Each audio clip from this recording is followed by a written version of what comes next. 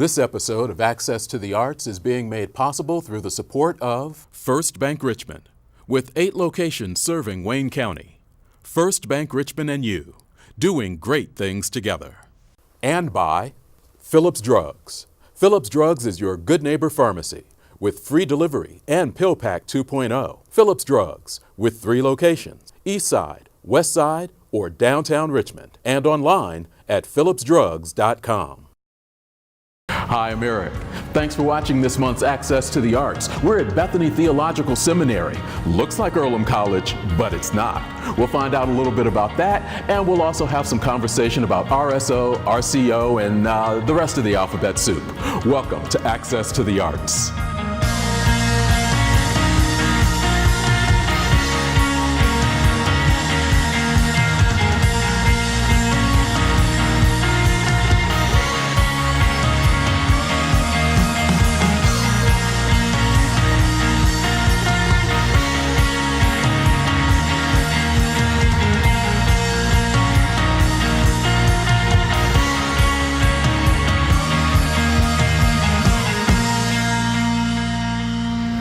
To Access to the Arts. We are in a different place than we've ever recorded from, and we're going to get a little bit of history about Bethany Theological Seminary.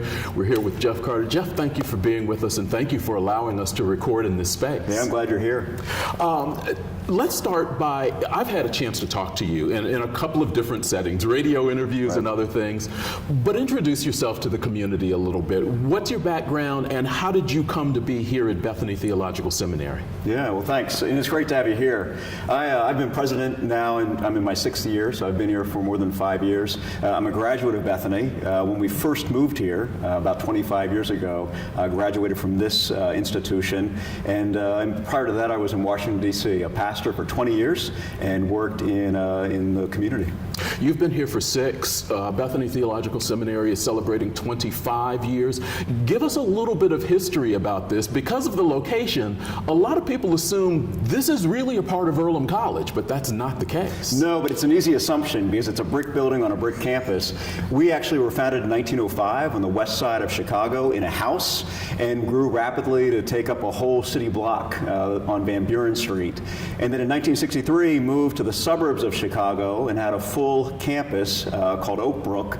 And then 25 years ago, we left the suburbs of Chicago and moved here to Richmond, Indiana to partner with Earlham College and Earlham School of Religion. And we built this one building and have been here for 25 years. And upcoming this fall, we'll be celebrating that anniversary with the community. There's some changes coming to this location. You built one building. You're going to be doing a little bit of expanding, a little bit of changing. Tell us a little bit about what we can expect to see. Yeah, well, one of the changes in the last few years is there's a number of houses close to this building, just across the road, that now are Bethany homes. And our students live there. We've renovated these homes, and we make them available to our students at either low rent or at no rent, so that they can move here to the Richmond community and be part of this family. But we're also renovating the inside of the building from top to bottom, and new furniture will be arriving soon. And we want to make this a community space so that folks can come in and use this space for meetings and gatherings, for grief groups and Bible studies, however they choose. And then before long, we will have a new parking lot and a new entrance on 40. And it's all invitational. We want the community to come in and enjoy this facility and be part of the Bethany family. Tell us a little bit about this space. What's it normally used for? So we're in our chapel, and this is used at least once a week for our chapel services, but often much more. And we have a large pipe organ that is played sometimes during worship, but for other special events, and particularly commencement. But the interesting thing about this building is the pitch of the roof. So it's got a pitch and it's wood, and it's made for singing. So it's perfect for not only vocal performance, but also for instrumentals, because the notes go up, they reverberate in the loft, and they come down and really create a sweet harmony. Is that the reason that you have begun to reach out? Now, one of the reasons we're talking to you on Access to the Arts is you've partnered this year with the Richmond Symphony Orchestra. There were supposed to be 3 recitals. The first one in January got canceled due to weather, but you've had one in February, another one coming up in March. What was the reason behind reaching out to the Symphony Orchestra and bringing it here? One, we want the building used and want to invite the community in to enjoy the space. Two, we've got a gift in this building and with this chapel. It is created for music. And so the first time I heard Richmond Symphony Orchestra, I was just absolutely amazed by the quality of the musicianship and the commitment to the community, and thought, I want to be a part of that. And so by inviting them here to enjoy this space, so the community can also enjoy their music, our chapel, and we can be in a partnership that really serves the arts. Talk a little bit about your students, because I know they're coming in, a number of them, from outside of the area. How much have they gotten involved in the community? Now, I know there's at least one person that's been involved with Richmond Civic Theater and things of that nature, but talk about your student population. So students come in from really all over the world. So we have students from Nigeria and from Sierra Leone and from Virginia and Pennsylvania and Kansas.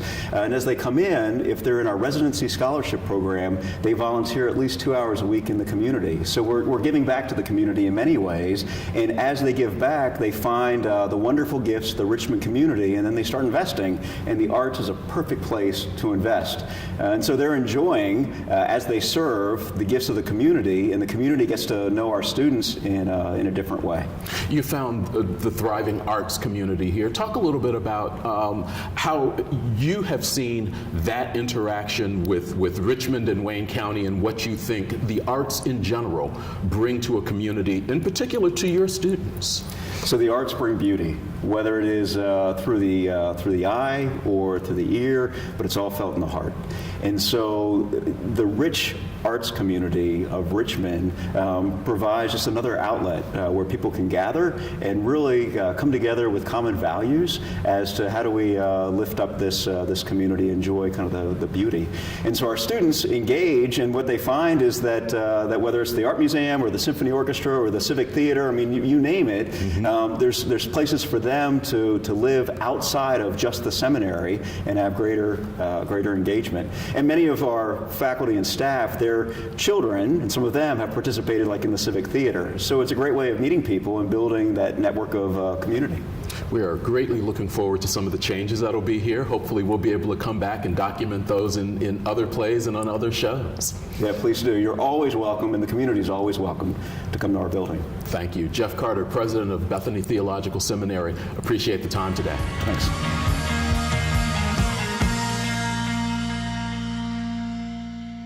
Hi, I'm Ed La Paz, and recently I had my first photography opening, City Life, which was a look at a lot of the community events that's happened in Wayne County and Richmond. The goal of City Life is just to celebrate and capture those moments to show that, hey, we're a vibrant, active community, and this is just me with my camera out and kind of capturing these moments. So the Cope Gallery came about because every few months they try to get a local artist or a painter or photographer to come in and kind of use the space to show off their work. I took this as an opportunity because throughout the last couple of years, I've really found this interest in photography. It's became a hobby of mine that I have really come to enjoy. The gallery at Cope will be open until the end of March, so you have plenty of time to go check it out. But you can also view my work at citylife.fyi or on Facebook at citylifefyi, and you can kind of just keep up to date with what's going on, where am I going to take pictures, and kind of just share that. And if anyone ever asks that question, there's nothing to do in Wayne County, there's nothing to do in Richmond, here's plenty of examples of a lot of stuff that's happening.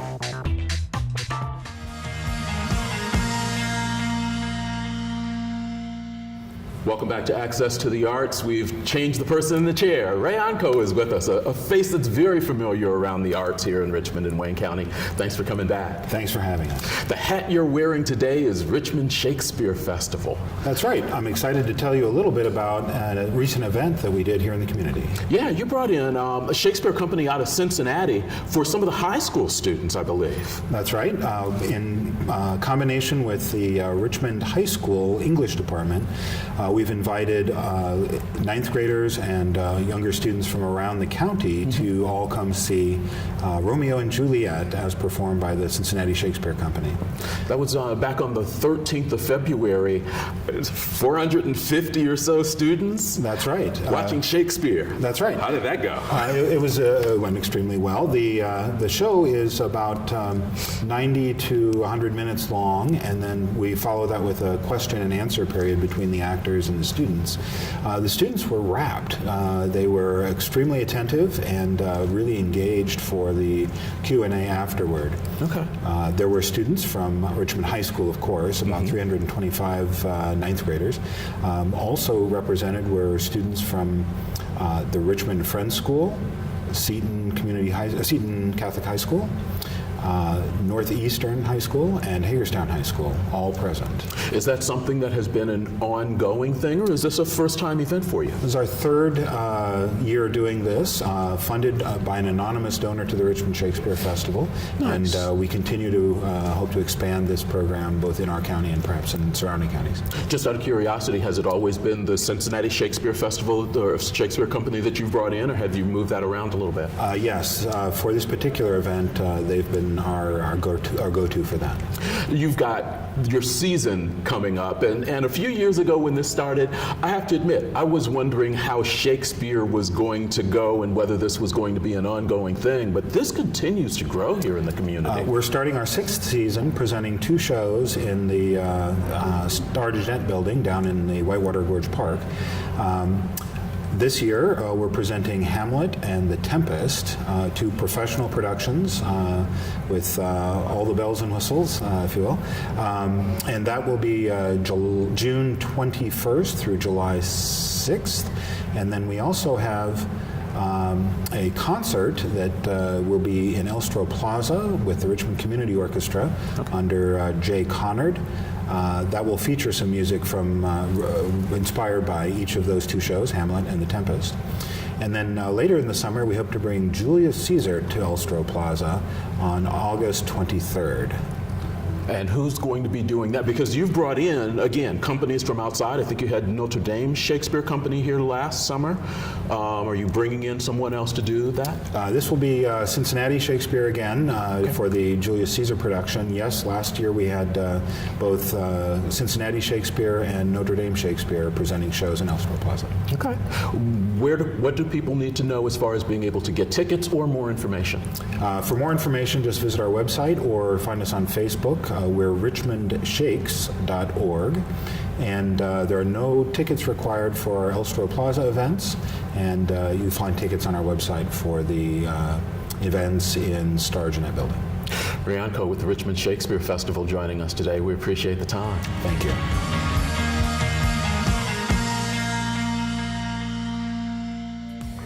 Hi, I'm Ryan Shaw from Richmond Civic Theater. I'm here to tell you a little bit about what's wrapping up at our season here at RCT. We've got coming up super soon, March 8th through the 10th is Young Frankenstein, and then the following weekend, the 15th through the 17th, based on the classic Mel Brooks movie. This is a classic. It is a little racy, so you want to make sure those students, if you bring in them, are high school age and up. Also coming up, we have Robin Hood and the Heroes of Sherwood Forest. That will be in April, the 13th and the 14th, and that's the Stage 1 production. Also in April, if you are gearing up for the summer, make sure you save a spot for our summer camp series. We begin taking registrations on Monday, April the 8th. You can find information coming up on our website soon, or on our Facebook page, or just stop by the theater. Also, Civic Theater is looking for some help. We are expanding as an organization, and we are trying to reach out into the community and surrounding area to find someone new to come and join the team at Richmond Civic Theater. We are currently looking for an executive director. If you are interested, you can call the theater to get information, and we'd be happy to have you join us.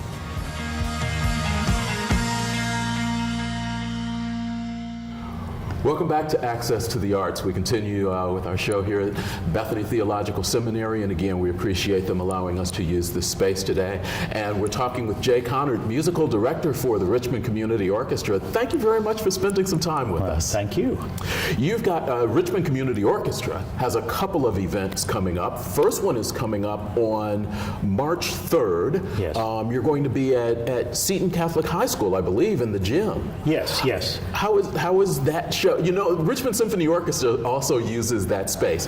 You don't think of a symphony in the gymnasium. How is the sound in that room? Quite good. And for an orchestra with strings and woodwinds, it's rather nice to be able to have kind of an echoey sound there. So it works out rather well. Richmond has a lot of performing arts venues, but it just turned out that this year in March we were looking and everything was booked. There's so much going on that we needed to. There's nothing to do. Do something a little different. So we're at Seton this time. Yeah. That I assume the setup will be somewhat like the symphony does. People are able to be a little bit closer to you in that setting. Yes, and. The Richmond Shakespeare Festival people were very kind to let us use their chairs, which are a little more comfortable with arms on them and everything for that concert. So it should be a nice time, and our audience is kind of used to getting cookies afterwards. So we'll have some refreshments also, and it's a free concert. It's on a Sunday afternoon, 3:30. What are you planning for the program? Well, for this program, this is actually our 10th anniversary year. And so I went back to our very first concert and pulled out some music we had done at the very first concert. And so 3 of the numbers come from that concert. There'll be the Foray's Pavane, which actually the symphony is going to play 2 weeks later in the same space, but they're doing it with singers. We won't do singers on ours. Okay. And we're doing a waltz by Lihar, gold and silver waltz, and then the third one is a march, Entry of the Guest from Tannhauser by Wagner. You're not using singers, but you do have the ability sometimes to use singers. You use choir out of Eaton. Yes. I direct the Eaton Area Community Chorus over in Eaton, and a volunteer, another volunteer group, and I bring them over, and especially at the holiday time, we do some concerts with them. Yeah. Okay. Your next show coming up, now we know you've got one in June. We're going to have you back to do that one, but you've also got one coming up on May 5th. May 5th, yes. Civic Hall Performing Arts Center, I believe. The reason we're in Civic Hall for that one is we have approximately 50 students in our string initiative program. These are 4th and 5th graders in the area. And we give them lessons. We have purchased 60 violins through grants through the Wayne County Foundation and from generous donors. And we give free lessons to youth in the area. A large group is with the Amigos program. And so we're doing some music, and one of the numbers is a Spanish folk song that when I was playing through it, I realized the harmony was the same as Pachelbel's canon. So we're kind of mashing the two together. It should be kind of a fun concert, and our guests will be the students at that concert, yes. We're looking forward to your shows. Richmond Community Orchestra playing at Seton Catholic High School on March 3rd and playing at Civic Hall Performing Arts Center on May 5th. Yes. Looking forward to it. All right, thank you. Jay Connard, musical director of the Richmond Community Orchestra. Have a great day. All right.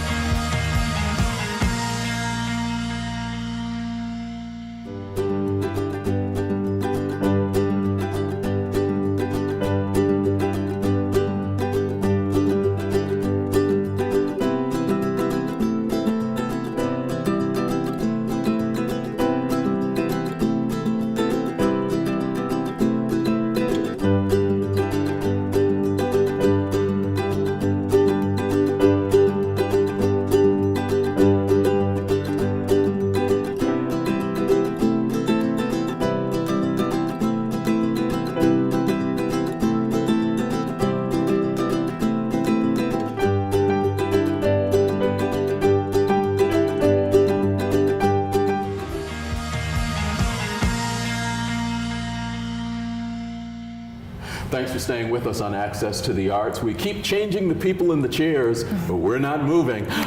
We just have people come to us. I like that. Monica Koshline from the Richmond Symphony Orchestra, thanks for being here. Thanks for giving me some time, Eric. I appreciate it. Always.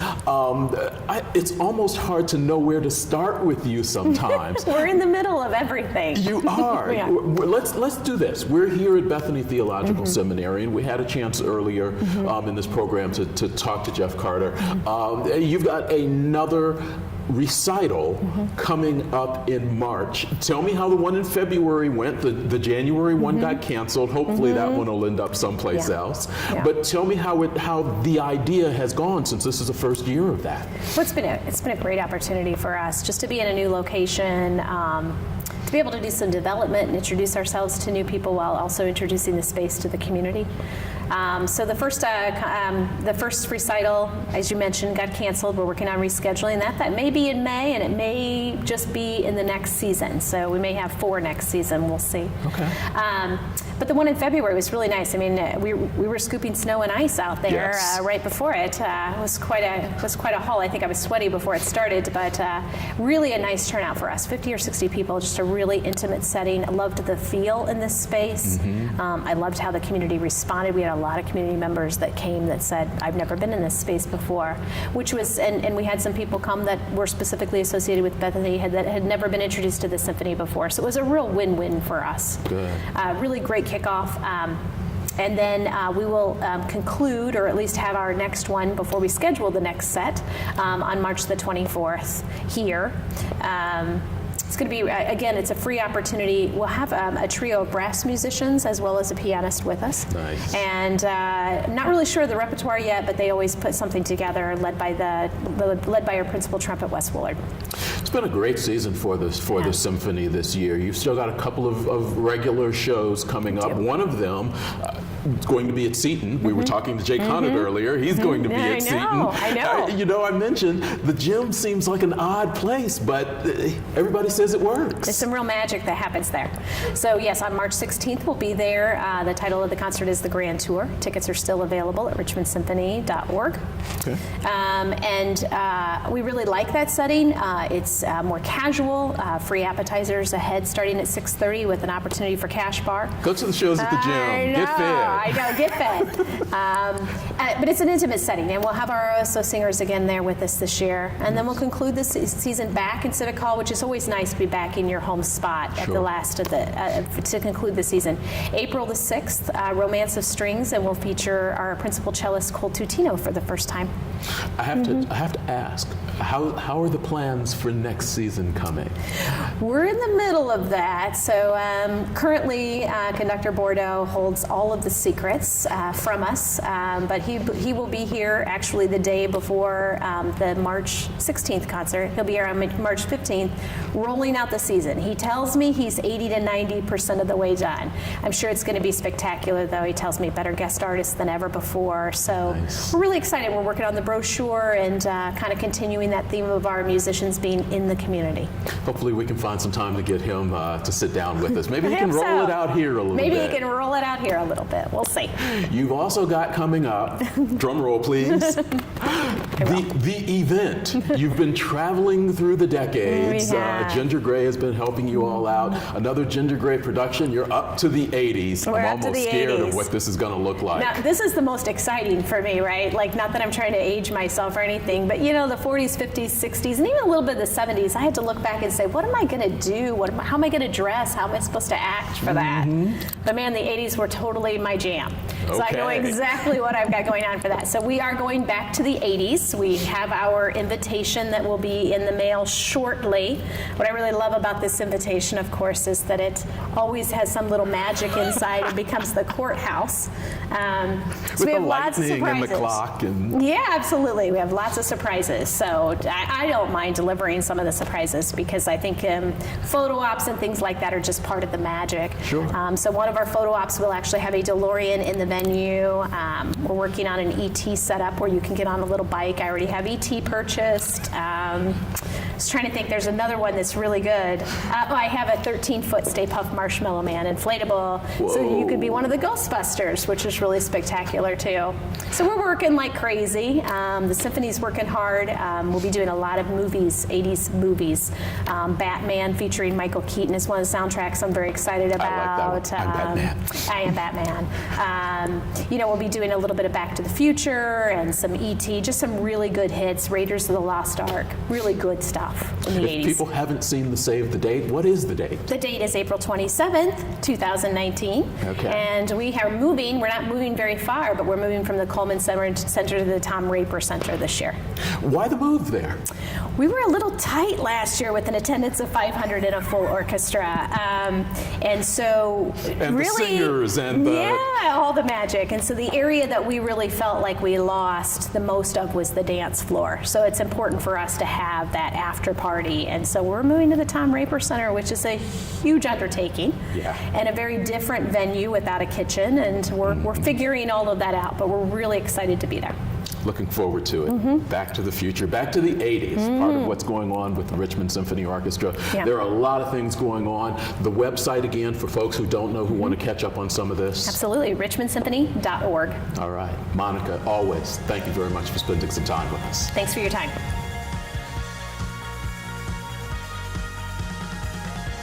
Thanks for watching this month's Access to the Arts. I want to thank all of our guests, Monica Coachline, Ray Ontko, Jay Connard, Ryan Shaw, Ed Delapaz, and also everybody here at Bethany Theological Seminary, including Jeff Carter, for allowing us to use the Nycary Chapel for recording this month's episode.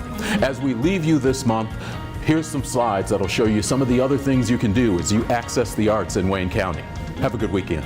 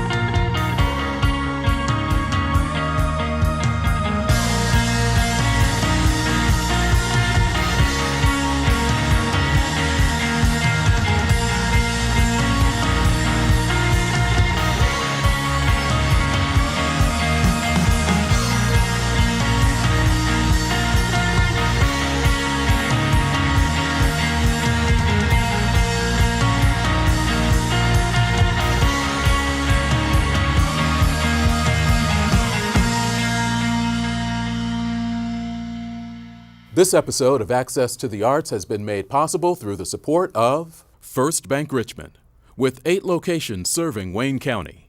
First Bank Richmond and you, doing great things together.